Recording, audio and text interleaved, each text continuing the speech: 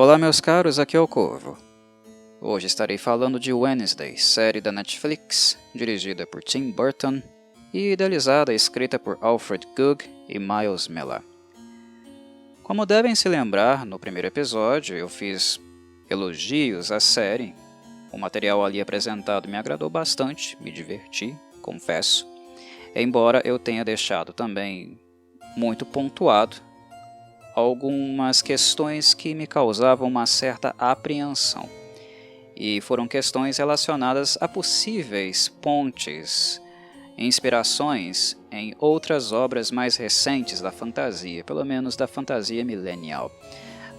A mais relevante, a mais evidente aqui aos nossos olhos, é claro, trata-se da obra de J.K. Rowling, Harry Potter, onde a maior parte da obra, é claro, é mais ambientada, nós acompanhamos os personagens vivenciando questões políticas relacionadas à faixa etária deles, enfim, mágicas, num mesmo lugar, que é Hogwarts, é uma escola, e uma escola de pessoas, entre aspas, estranhas, excêntricas, exóticas.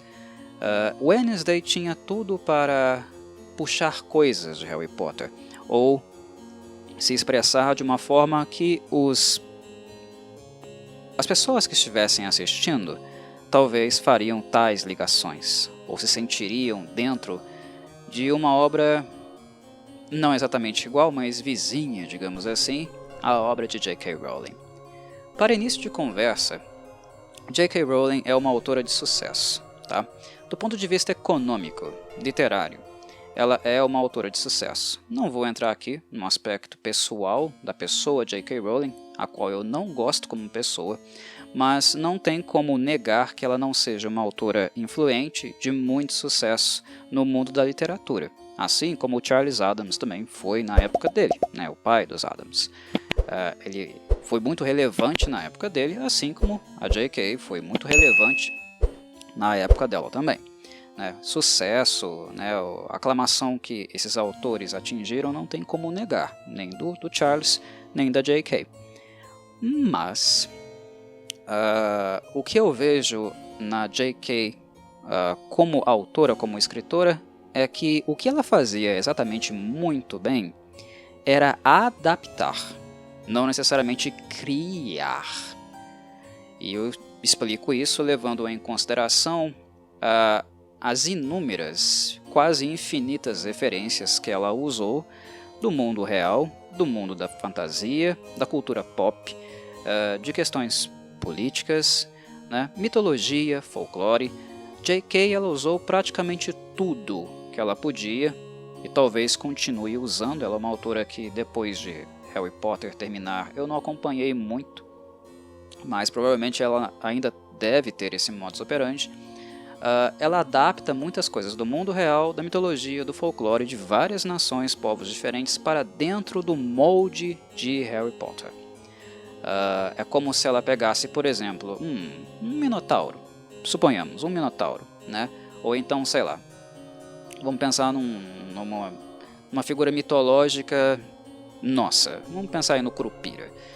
A J.K. é como se ela pegasse um desses símbolos mitológicos, ou um conceito qualquer do folclore de algum lugar, colocasse dentro de uma prancha, imaginem uma prancha de fábrica, essa coisinha, esse conceito é colocado ali e ela é remodulada, ela é adaptada para se encaixar de algum modo no mundo dela. Os esportes praticados, futebol, vôlei, basquete. No mundo do J.K. existe o quadribol. As coisas, de maneira em geral, são levadas para o mundo da J.K. passando por uma prancha onde elas são readequadas de acordo com a visão dela, para funcionarem dentro daquele mundo. Então, de certa maneira, eu sempre considerei a J.K. uma grande adaptadora, mas não uma grande criadora. Uma autora que realmente traz conceitos inovadores do zero. Não, isso ela não foi. Não é.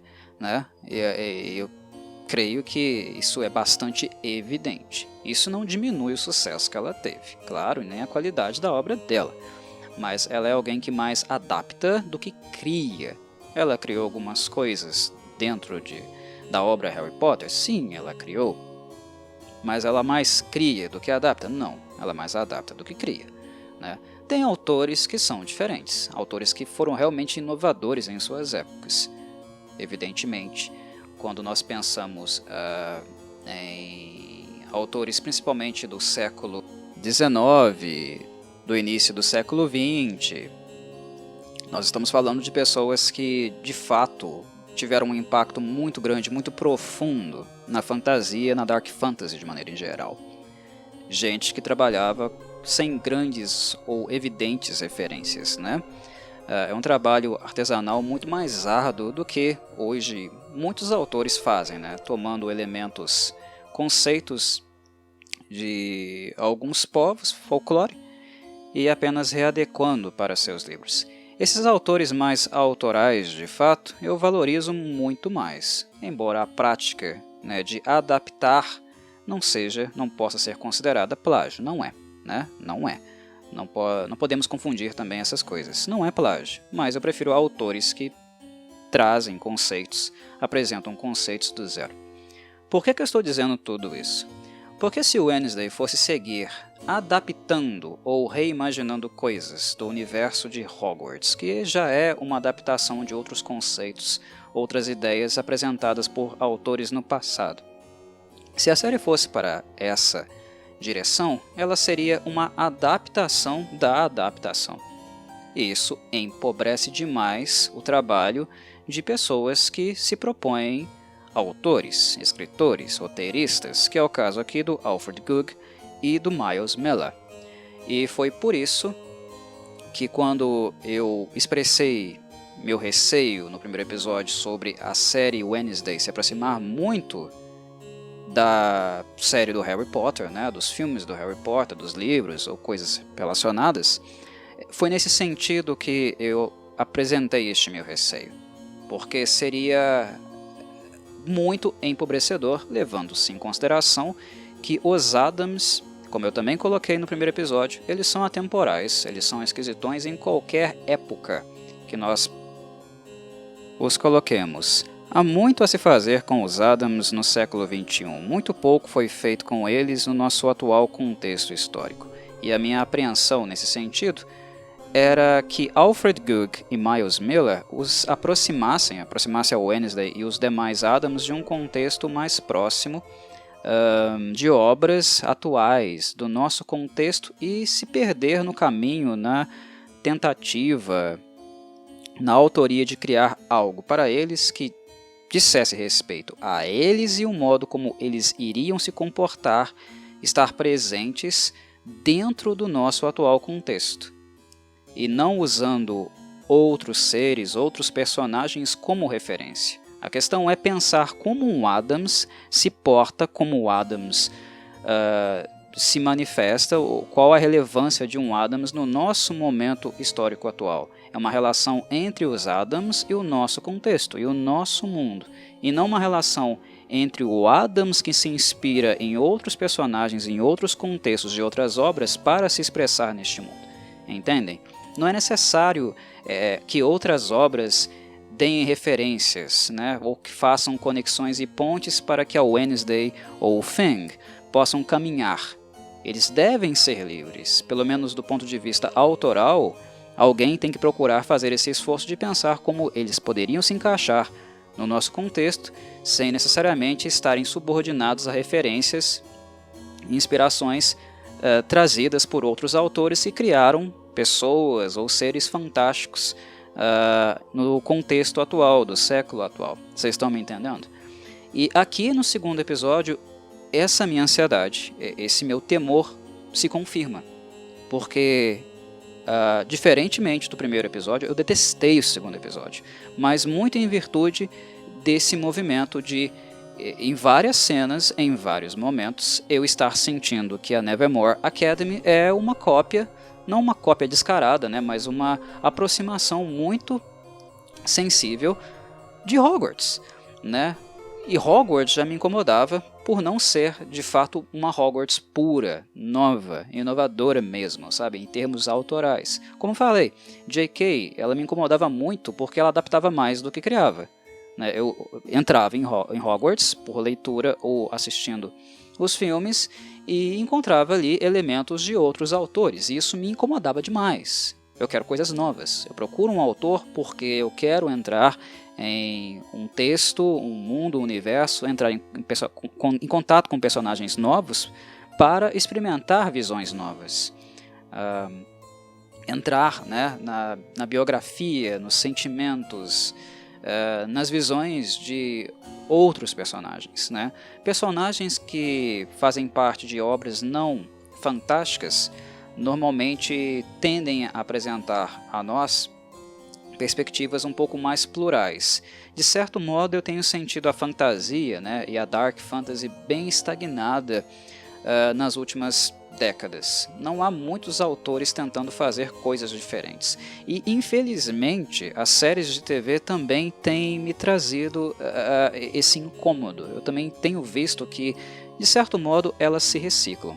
Aqui, por exemplo, na Nevermore Academy, a separação, né, entre casas, né, a casa que o Wednesday faz parte é a Ophelia Hall. Mas tem outras casas, né? São as casas que foram apresentadas lá no primeiro episódio, que dizem respeito aos vampiros, aos lobisomens, a sereias, embora, né, as castas estejam misturadas em algumas delas. E isso me lembra as casas de Hogwarts. E aqui isso está muito mais claro, está muito mais representativo por causa da competição, por causa da rivalidade, que também não é apenas uma rivalidade entre a Wednesday e a Bianca, a sereia. Não é só isso, é uma rivalidade também entre casas, né? Porque, como em Hogwarts, aqui também na escola tem modalidades esportivas, né? O que a Larissa Weems chamou de, a diretora no caso, chamou de atividade extracurricular. E os alunos competem bastante. Os líderes de casa, né, as figuras mais representativas ou mais de imposição, né, que incorporam uma maior liderança, é claro que eles ficam mais nos holofotes. Por enquanto, duas figuras são as mais atenuadas, digamos assim. A da Wednesday, naturalmente, ela é assim, e a Bianca. Pode ser que exista mais, mas como na obra da J.K., que é algo mais voltado para a Grifinória e Sonserina, que tende também a ser uma coisa mais centrada nas duas. Mais uma referência, né, aproximação. E o evento esportivo como um todo, aqui é canoagem, aqui é na água, é um esporte praticado, mas poderia muito bem ser o quadribol. A gente poderia reconhecer a atividade, a natureza dela, a rivalidade entre as casas, né, as halls, aqui perfeitamente. É mais uma coisa que deixa aquele flavor, aquele sabor de Hogwarts. E eu odeio sentir isso, porque eu estou assistindo essa série para ver alguma coisa autoral, uma coisa nova, e não ver referências de outros autores ou de outras obras. A questão é essa. Eu não experimentei, eu não tive contato e não tive essa oportunidade, porque está pobre, de ter contato com os Addams no século XXI. E eu espero isso dessa série. Não o que eu estou encontrando aqui no segundo episódio. E isso me deixou putíssimo. Outra referência, a Sala Secreta. Né? A Sala Secreta lá atrás da estátua do Edgar Allan Poe, que a Wednesday solucionou alguns puzzles e entrou por ela, né, seguindo o código. Que interessante, né? Foi apenas 2 estalos dos dedos, né? Referência, é claro, ao tema musical dos Addams. Uma boa deixa, né? Uma boa referência. Não muito assim fantástica, é uma coisa óbvia, né? Mas é um bom incremento ali. Mas a Sala Secreta em si lembra também Hogwarts. Lembra, a sala precisa, ou não. É claro que ela não está sendo utilizada aqui com o mesmo princípio. E alguém pode vir e me dizer: ah, Corvo, mas esse negócio de salas secretas, passagens secretas, não foi a J.K. Rowling que inventou. Claro que não. Ela não inventou quase nada. Ela adapta as coisas. Né? Na obra dela, em Hogwarts, ela adapta de um determinado jeito. para servir a um determinado propósito, né? Inclusive, o modo de acessar a sala precisa em Hogwarts é uma coisa muito autoral da J.K. Foi um modo dela que ela criou uma forma de acesso específico para entrar em um conceito que não era dela, que era o conceito de sala ou passagem secreta, né? Então, claro que a J.K. não criou isso e outras obras podem utilizar esse mesmo princípio, sem problema algum. Mas o meu problema aqui é que nós estamos dentro de uma escola para, né, excluídos, outcasts. E aí que está a questão, é nisso que está, né, a similaridade, ou a verossimilhança, caso vocês prefiram. É nisso que está. Nós podemos encontrar passagens secretas em um livro de exploração de tumbas, né, um livro de aventura arqueológico, um Indiana Jones da vida, né, em um Uncharted, que se inspira em Indiana Jones, em um conto do Sherlock Holmes, perfeitamente. Mas quando nós olhamos todo o contexto e todos os outros elementos que estão ao redor, a sensação é de que Nevermore Academy se parece muito com Hogwarts, embora não se trate de bruxaria, né? E não tenha essa direção mágica, embora magia, de certo modo, pode ser visto aqui também, né? É uma coisa que eu também não estou gostando muito, não. De ver os diferentões, né? Os excêntricos, aqueles que, em tese, estão mais próximos dos Adams, fazendo algumas coisas bem mágicas, de fato, né? Muito over the top, como por exemplo lá a magiazinha que o Xavier fez depois que ele desenhou uma aranha e a animou. E de fato, né, existem aqui vampiros, lobisomens, sereias, então tá bem mágico, bem mágico. Então percebem como são vários elementos do contexto que transmitem tal sensação? Para mim isso aqui é decepcionante, muito decepcionante. Porque eu quero Adams, eu quero os Adams, eu quero a Wednesday Adams, né? Não isso aqui. O agravante de que ela já está no meio de pessoas, né, de sujeitos ou seres mais próximos a ela, já era um agravante natural, porque, como eu falei no primeiro episódio, os Adams se destacam no meio da normalidade social, daquilo que é considerado a regra, do status quo. Eles são diferentes e ali, por serem diferentes, eles brilham. Porque eles trazem elementos novos. Porque eles apontam com mais facilidade, deixam mais transparentes os paradoxos, né, as contradições da sociedade, do modelo de sociedade que nós estamos inseridos. Seja lá do início do século XX ou aqui também, por que não, do início do século XXI. Esse é o poder dos Adams. Né? E o fato dela já estar no meio de criaturas mágicas fantásticas, né? Pessoas, inclusive, que têm poderes ou habilidades, né, bem estranhas, já tira um pouco desse tônus. Agora, inserir Wednesday Addams em um ambiente que é muito similar ou verossimilhante, né, a uma obra muito recente, muito marcada na memória do público, como Harry Potter, isso já é empobrecer ainda mais a questão. Então, fiquei muito decepcionado com o segundo episódio de maneira em geral, embora eu não vou apenas descascá-lo. Eu tenho coisas positivas para falar também, e não será por causa dele que eu vou parar de assistir a série.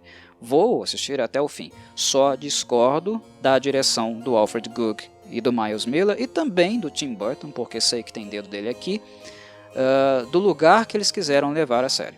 Para onde eles quiseram levar a série e o modo como eles quiseram retratá-la. Porque é uma espécie de bolinha mesmo, né? Muito especial, muito mágica, muito específica, e que acaba se tornando exatamente isso, né? Um lugar com muros, uma bolha, onde os Adams não entram em contato com o mundo real, o mundo do século XXI. E é disso, é dessa coisa, desse contato, que nós, apreciadores, fãs dos Adams, estamos carentes há muito tempo. Estão perdendo gravemente essa oportunidade. E eu espero que nos agora 6 episódios restantes isso seja apresentado, pelo amor de Deus. Mas vamos lá. Uma coisa que eu não poderia deixar de mencionar, na verdade de reafirmar, é que as referências góticas continuam aqui, mas a obra em si ela não está gótica. Vocês se lembram quando eu falei no primeiro episódio que muito possivelmente o Tim Burton que nós iríamos encontrar aqui não seria o Tim Burton old school, e nem do mesmo modo não encontraríamos o Tim Burton mais recente. Não seria as trevas e nem seria a luz, né? Não seria o cinza e nem o multicolorido. Seria um meio termo entre os dois, né? Um misto, um híbrido. E é exatamente isso que nós continuamos a encontrar no segundo episódio, sem tirar nem pôr. Nós vemos aqui uns bons retoques, umas ideias interessantes, como por exemplo simples, né? bem simplesinhas mesmo, mas interessantes, bem agradáveis. Como por exemplo nos créditos iniciais, que o layout usado é um layout típico, clássico de filmes mudos, né? Bem antigões.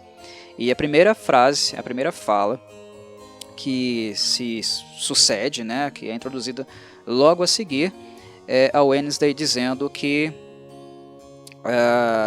ela dá um indicador, né, de que a história, né, o caso, os acontecimentos teriam um tom sombrio. É sombrio? Não. Não, porque é um híbrido. Quando pode ser sombrio, muito em breve o colorido, o tom mais bem-humorado voltará. O humor é sempre presente, mas é um humor quente. Não é um humor necessariamente gótico o tempo inteiro, mórbido o tempo inteiro, né? Irônico e sarcástico o tempo inteiro. Não, não é. O tônus não é apenas esse, não tem sido. E embora a Wednesday seja a personagem principal, a série também não fica inteiramente dentro da perspectiva dela apenas, né? Há participação de muitos outros personagens também. Eles ocupam, de certo modo, um espaço. Eles são protagonistas? Pelo menos ainda não, mas eles ocupam espaço e têm uma determinada função a cumprir ali, com certeza. Mas são personagens que, de maneira em geral, eles são mais coloridos do que a Wednesday. Então é aí que eu vejo um certo hibridismo. Ela fala que a história será sombria. Eu duvido muito. Até porque os Addams, de maneira em geral, eles nunca foram muito sombrios assim, né, no significado puro da palavra. Os Addams sempre foram uma obra de humor negro, né, e vai continuar sendo, com certeza vai continuar sendo.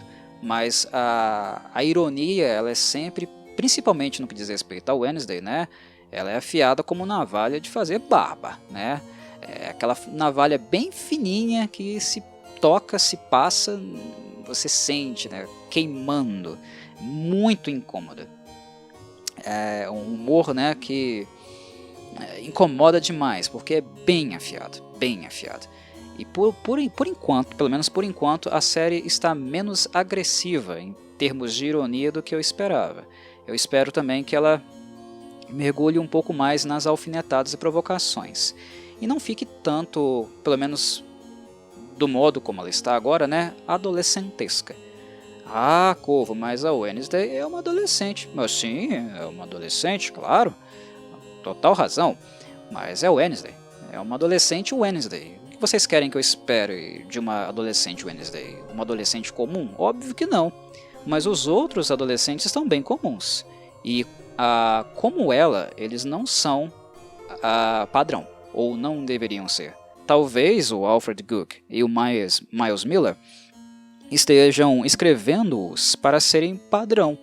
Mas por que eles deveriam ser padrão? Eles são os excluídos, eles são os outcasts, mas muitos deles têm se portado de maneira padronizada. Eu diria todos eles, exceto a Wednesday.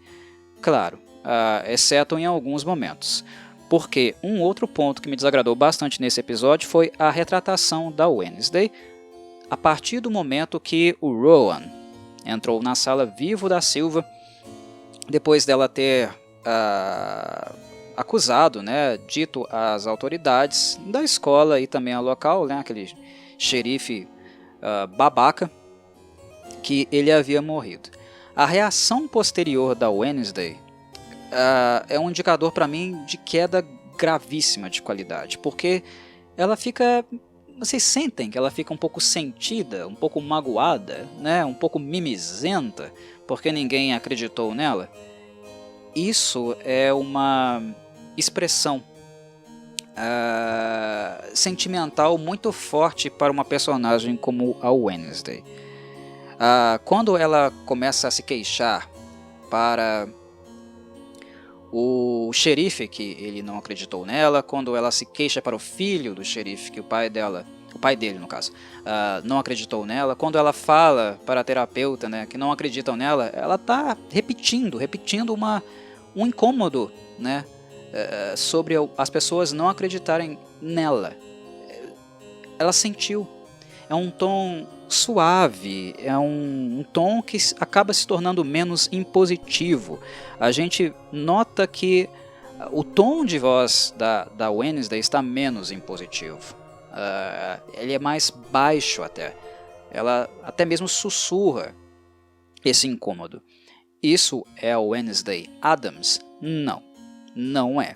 Porque ela pode sentir, claro que ela vai sentir, mas ela demonstra isso tão claramente, ela fica tão frágil assim na frente daqueles que duvidam dela ou desmerecem, a rebaixam de alguma forma?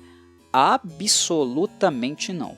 Ela pode estar sentindo por dentro, mas o que ela sempre mantém é aquela cara de estátua, aquela cara de paisagem. Você não percebe as suas fragilidades. Como ela mesma diz, né? Para ela, claro, para ela, emoções são fraqueza. Para ela, meus caros, tá? Na mentalidade maluca, psicopata dela. Mas ela ainda tem emoções. Só que ela não demonstra, ela não vai demonstrar, ela vai negar até o último grão do corpo putrefato dela que tiver na sua tumba daqui a 200, 300 anos. Ela não vai assumir que sentiu. E o que a série nos mostra nesses momentos, você não acreditou em mim, minha terapeuta, eles não acreditaram em mim, é fragilidade, aquilo não é Wednesday. Então até na forma como o Goog, o Miller e o Burton conduziram a personagem nesse episódio, foi uma queda de peteca assim, absurda, me incomodou bastante. O Wednesday Alpha do primeiro episódio não está aqui. É claro que ela tem momentos onde isso é recobrado, como por exemplo na aula da professora que está sendo interpretada pela Christina Ricci, a Marilyn Thornhill, né? A professora que não se encaixa no mundo dos normais, mas também não é esquisitona o suficiente para se encaixar no mundo de Nevermore Academy, entre os professores esquisitões. Interessante, né? Ela acaba sendo alguém solitária, do mesmo modo. Mas, enfim, dentro da classe dela, da aula dela, nós vemos de novo, né, um alfa na Wednesday, mais impositivo, mais energético, mas ainda assim pouco expressivo, né, cara de paisagem, estátua. Mas palavras afiadas, rápidas, perfurantes, cortantes, navalhas, sendo expressas ali. No momento que ela começa a rivalizar fortemente, né, com a Bianca. A cena com a Bianca, inclusive, é bem interessante, porque ali também eu sinto que há um outro monstrinho, além da Wednesday dentro dessa escola. A Bianca até então tem sido esse monstrinho. Os outros personagens são normais demais. O fato da Enid ter garras e ser uma lobisomem que não consegue se transformar em lobisomem, isso faz dela alguém diferente, estranho? Não, é apenas alguém com dificuldades.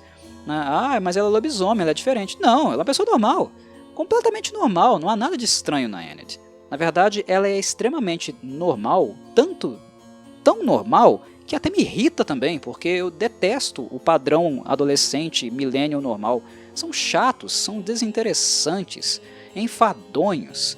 A Enid fica interessante se tem a Wednesday do lado dela, mas sem a Wednesday deve ficar um saco.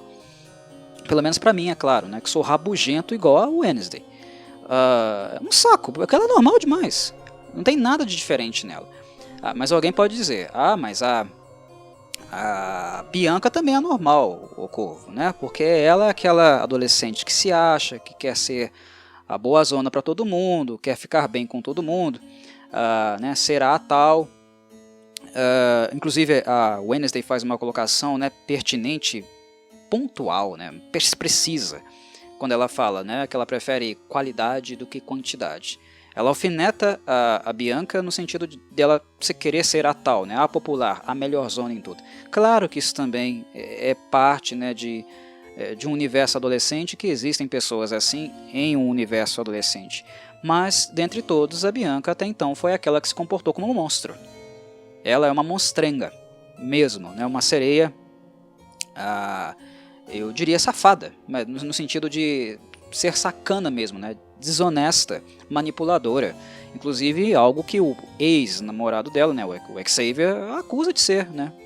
Ele fala, pelo menos a Wednesday não me manipula como você. Ela é, né? Ela não é apenas um monstro fisicamente, mas ela também é moralmente. Aquela guria, ela é capaz de fazer coisas bem questionáveis, mesmo que ela não esteja quebrando regras diretamente, né? Já que naqueles jogos, na canoagem lá, não havia regras. Você podia sabotar o barco do outro sem maiores problemas, no caso, que não daria galho nenhum. Burro eram os outros, né? Burros eram os outros que não sabotavam o barco dela. Até que chegou a Wednesday e chamou todo mundo de burro. Ela não disse isso no episódio, né? Mas isso fica bem claro, né? Vocês são burros, vocês são idiotas, vocês são otários.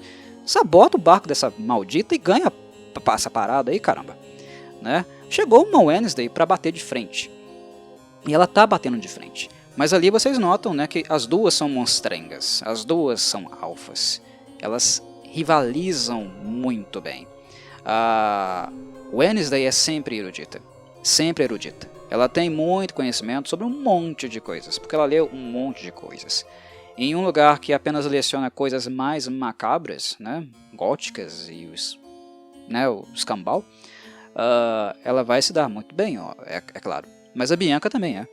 A Bianca também conhece. Em termos de conhecimento, acúmulo de conhecimento, erudição, ela rivaliza com a Wednesday, né? Só que a Wednesday preza por qualidade, ela por quantidade. Ela quer ser a tal. A Wednesday não precisa desse tipo de comprovação, né, de aprovação. Aprovação, essa é a palavra. Aprovação dos outros. Na verdade, ela até parafraseia o Sartre, né? O Jean-Paul Sartre, o filósofo, dizendo que o inferno são os outros. Ela não quer aprovação de ninguém, ela não suporta os outros. Elas são diferentes em termos de visão e perspectiva, mas as duas são monstrengas. Os outros, por enquanto, não são tanto, né? Alguém poderia dizer, mas o Rowan é um monstrengo. Mas não é o Rowan que aparece no episódio. Quem entrou por aquela sala não é o Rowan.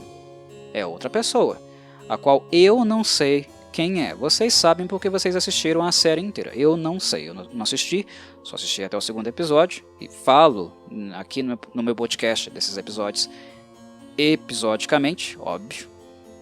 Então eu ainda não sei quem entrou naquela sala. Não sei se é um aluno, não sei se é um adulto, alguém exterior, né, ou interior. Eu só sei que não dá para confiar muito em algumas figuras ali dentro também, né? A Larissa Weems, né, a diretora, tem um momento que ela sugere que a Wednesday, assertivamente inclusive, né, que a Wednesday está escondendo as coisas. Mas ela vai direto ao ponto. Ela menciona, né, as visões, a clarividência, as premonições que a Wednesday está tendo.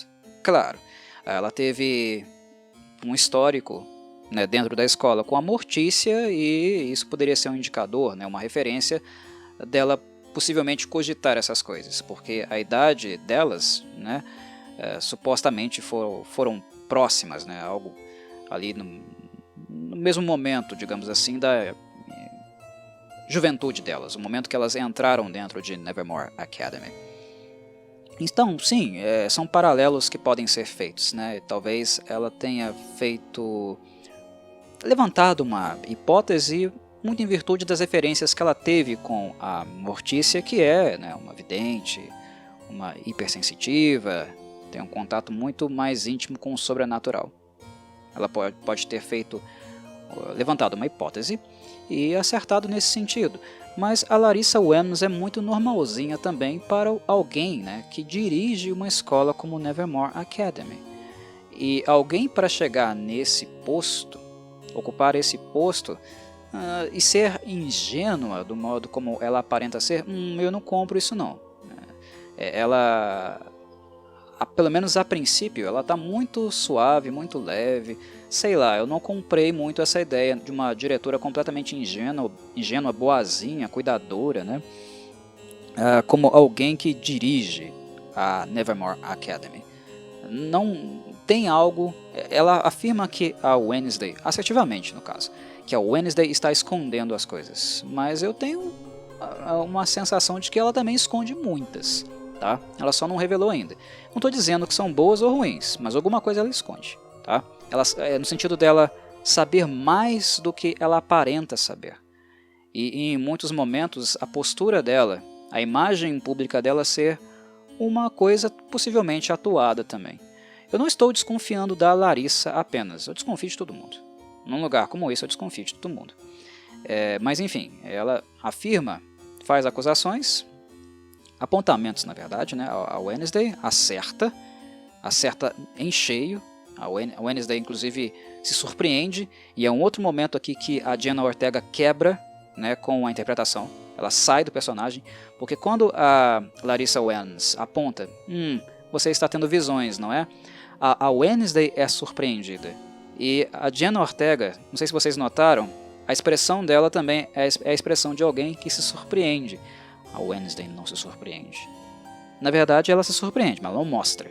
Lembrem-se, Wednesday mantém sempre uma cara de paisagem. Ela não deixa escapar muitas coisas. Ela não dá muito subsídio para os outros. Principalmente em um ambiente como esse, no qual ela se sente ameaçada, tem algum complô ali acontecendo, né, algum mistério que a envolve, e que ela não pode ficar muito confiando nas pessoas, né? Num ambiente como esse, eu acho que a Wednesday ela se reservaria, inclusive, ainda mais. Mas ela deixou escapar, que era verdade, né? A Larissa Weems apontou, você está tendo evidência, né? Você está tendo aí umas visões das coisas. As visões da sua mãe eram muito problemáticas, sabia? As da Wednesday não foram, né? Pelo menos até então, não. O que ela viu se comprovou.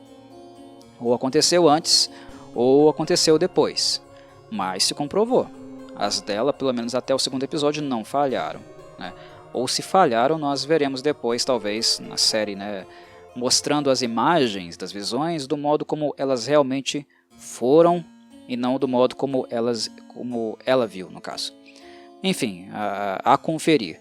Mas enfim, a Wednesday se surpreendeu, né? A Jenna Ortega quebrou o personagem. Ela saiu do personagem. E ali ela se entregou. Quer dizer então que você está tendo as visões, né, que a sua mãe tinha. Sei, legal. Mas enfim, a Larissa não é o meu ponto aqui. Não estou muito preocupado com ela não. Só não confio nela, como não confio em ninguém. A questão é a pessoa que entrou na sala, né, disfarçado de Rowan, supostamente indo para casa, e depois vocês viram que é um metamorfo, que pode tomar a forma que ele bem entender, né, de um sujeito aleatório qualquer, da própria Larissa. E é claro, né, que se ele pode fazer isso, ele fez depois. Naquele momento que essa pessoa, né, esse personagem entrou dentro da sala e disse, eu estou vivo, olha aqui, ó, a Wednesday é doida, né? É claro que não era o Rowan mais, não era ele. Quem é? Não sei. Vou ficar desconfiando de alguém aqui nesse ponto do campeonato? Não, bobagem. Tem coisas mais interessantes para falar e me preocupar. Uma coisa que eu gostaria de parabenizar bastante, muito mesmo, é o trabalho de um sujeito chamado Victor Dorobanto. Victor Dorobanto é um sujeito sensacional. E, inclusive, na minha opinião, foi ele que roubou totalmente o holofote nesse episódio aqui. O elenco está muito apagado. A Jenna não foi tão bem como no primeiro episódio. Eu acho que o roteiro ajudou a atrapalhar bastante a performance dela. Mas teve um cara que se salvou. E esse cara é o Victor Dorobanto. Quem ele interpreta? Ahá, o Thing. Aquele que não diz uma palavra, mas nesse episódio aqui foi o cara, foi o tal. A Wednesday se achando, a Bianca se achando, as duas rivalizando uma com a outra, mas quem foi o cara desse episódio aqui foi o Thing, foi o Mãozinha. Maravilhosa a performance do Victor Dorobanto. O que vocês têm que levar em consideração é que é um cara, tá, interpretando a Mão, né, todo trajado, com uma roupa própria, né, para apagá-lo, uma roupa, um fundo azul ou verde. Eu acho que eu vi algumas fotos de bastidores do making of. Ele está usando uma roupa azul, né, um traje azul. Mas enfim, o azul é retirado da cena, né, então aparece apenas a mão. Mas quando vocês enxergam, né, acompanham uma mão andando no solo, né, no chão, é ele se movimentando, coitado, todo curvadão lá. E é interessante como a mão, né, o Thing é muito expressivo, muito expressivo. Aquela cena que ele está folheando, né, uma revista e literalmente ele começa a discutir a relação, entre aspas, com a Wednesday, é hilária, maravilhosa, e muito expressiva também. É um tipo de ator que faz uma atuação, né, um tipo de expressão que não demanda verbo, não demanda, né? Stunts e atores que trabalham apenas com o corpo e têm esse grau de expressividade são fantásticos, porque parece que é simples, uma coisa muito simples de fazer, mas não é. Não é mesmo. Não é mesmo. Muito bem o Thing nesse episódio. Muito, muito mesmo. Ele me surpreendeu bastante mesmo. Eu já tinha ficado muito satisfeito com o trabalho do Victor no primeiro episódio, e aqui ele rouba completamente a cena. O Thing é o que salva esse episódio para mim. Ele foi maravilhoso. Ele está presente em todos os momentos, né, como detetive, como sabotador, como alguém que puxa a orelha da Wednesday, por incrível que pareça, né? Ô, filha, eu sou parte da família, tá? Você não vai me tratar assim não. O que está acontecendo aí? Abre pra mim o que está acontecendo. Enfim, né? Aqui a Wednesday, na verdade, né, sensibilizada, né? Mais suave. Sim, não é a Wednesday impositiva não. Porque senão, se fosse a Wednesday mesmo, ela teria torturado ele, né, com algumas ferramentas e teria ficado por isso mesmo. Mas como é a Wednesday, mas ninguém acreditou em mim, a cena funcionou bem, pelo menos rendeu a sensibilidade, né, a leveza da Wednesday nesse episódio, pelo menos serviu para gerarem algumas ceninhas de humor. A do Thing foi uma, por exemplo, muito boa, mas ele é fantástico, ele rouba a cena completamente nesse episódio aqui.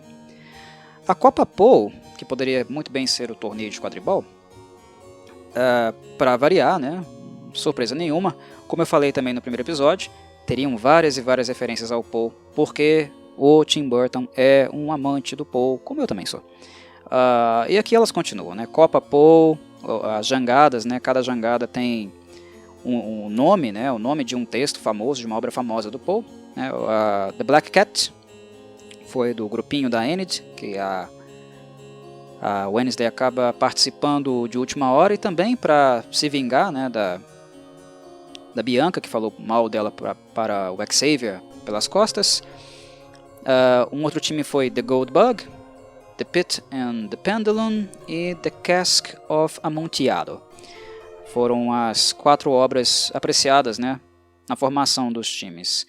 The Black Cat tem um fator interessante aqui, que é o fato também do modo como as meninas estão trajadas, né? O Tim Burton também não deixa de referenciar seus próprios trabalhos. E nesse episódio, ele dá um acento muito grande ao que ele fez em Batman, né? Porque o traje das meninas lembra muito o traje da Catwoman, né? Da Mulher Gato, embora não seja exatamente aquele todo costurado, né? Bem rudimentar que a Michelle Pfeiffer usou. E também, né, eu acho que é o Xavier, ele está com uma maquiagem muito semelhante à do Joker. É o Joker, né? São autorreferências. O Burton está lembrando seus trabalhos prévios, né, com a franquia Batman. E o caso dos enigmas, né, é um tipo de estrutura, um tipo de montagem de enigma muito comum também, que nós encontramos no Riddler, embora o Charada em si ele não tenha aparecido nos filmes do Burton. Mas, querendo ou não, o Charada, num episódio como esse, com um monte de referência de Batman, né, a gente acaba lembrando do Riddler. Ali no finalzinho, quando a Wednesday decifra os enigmas da estátua do Edgar Allan Poe. Sociedade Belladonna, por enquanto não há muito o que se falar sobre ela, né?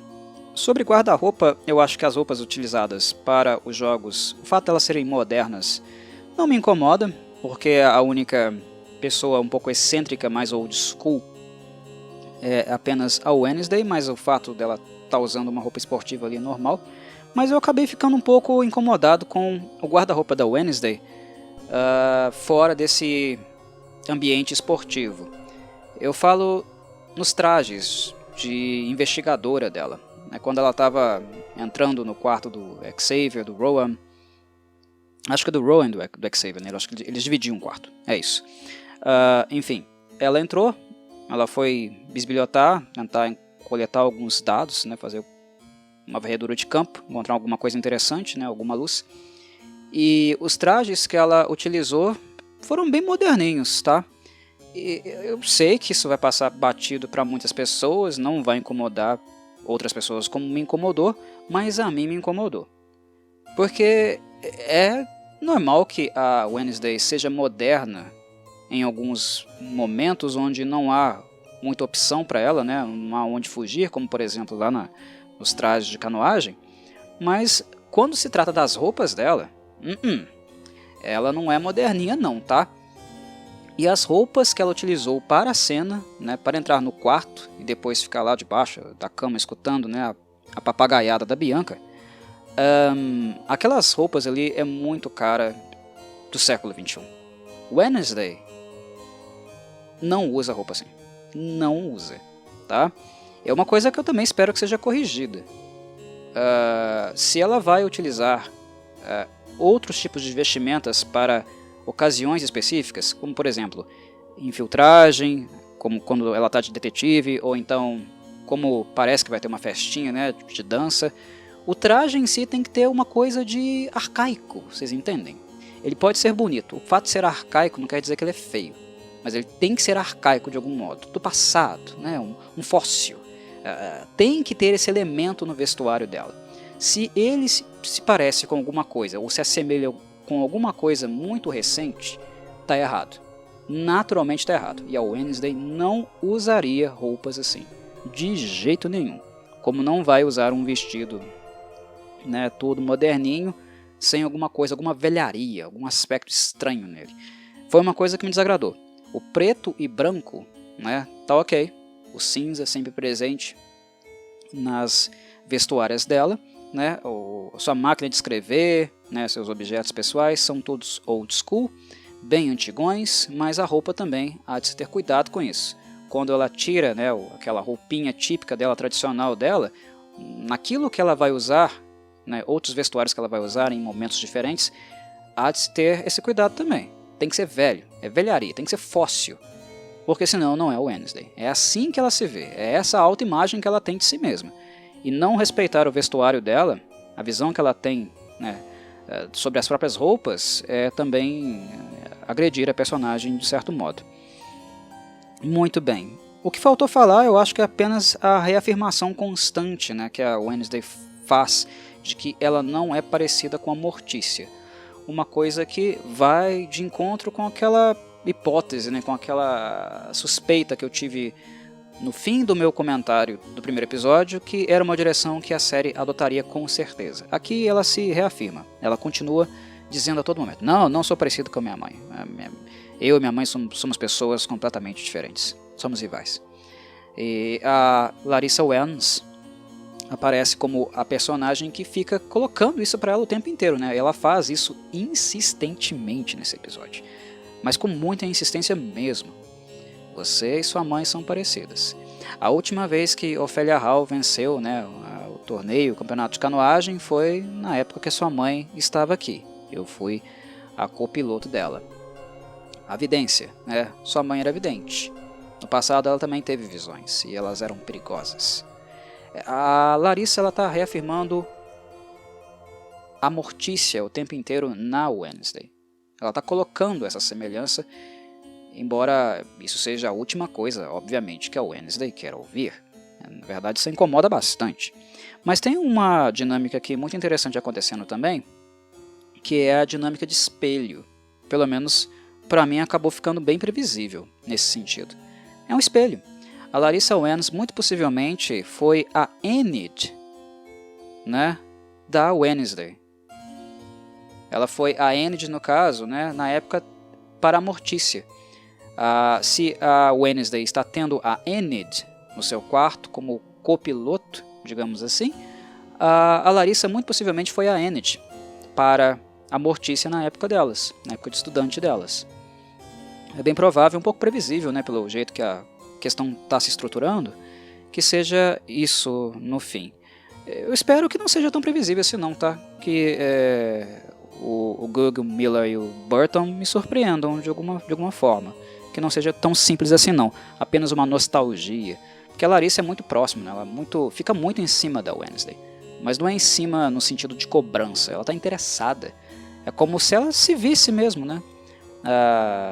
Na pessoa que ela foi, lembrasse da dinâmica dela com a Mortícia, e talvez o fato da Wednesday ter ido parar no quarto da Enid, né, a toda coloridinha, mais eufórica Enid, tenha sido uma estratégia da Larissa mesmo, né, pré-concebida, digamos assim. Ela orquestrou o momento, né? Com essa menina aqui que a Wednesday vai ficar, porque possivelmente né, ela é muito parecida tem um perfil muito parecido com o meu, talvez, né? A Wednesday lembra muito a mãe dela, então talvez essas duas aqui vão ter uma boa estadia dentro da escola, vão ser uma boa dupla. Ela pode ter pensado isso, né? Ela pode ter orquestrado isso. E a escolha não ter sido assim tão aleatória assim. A Wednesday, ela não chegou na escola e foi para o quarto onde tinha vaga. Talvez não. Talvez a Larissa, né, tenha dedo nessa história. Muito possivelmente. Talvez por nostalgia, né? Mas enfim, são hipóteses, apenas hipóteses. É uma coisa que me ocorreu, que eu senti assistindo a Jenna e a Gwendolyn atuarem juntas. No mais, acho que eu falei sobre tudo o que eu queria falar. Sobre essas aproximações, verossimilhanças entre Nevermore Academy e Hogwarts. Eu espero que isso pare. Honestamente, espero que isso pare, porque vai me atormentar demais continuar. Pelo menos as pessoas morrem, né, aqui em Nevermore Academy. Morreu uma pessoa no primeiro episódio, o Rowan. Eu espero que morra mais, tá? No começo de Harry Potter, morre-se muito pouco, mas é uma obra gótica, né? Isso aqui é a família Addams, isso aqui é Wednesday, isso aqui é a Nevermore Academy, então tem que morrer mais gente. Espero que as pessoas comecem a morrer aqui. Mórbido e ranzinza. Esse é o Corvo. Muito prazer. Um abraço a todos, saudações Corvides.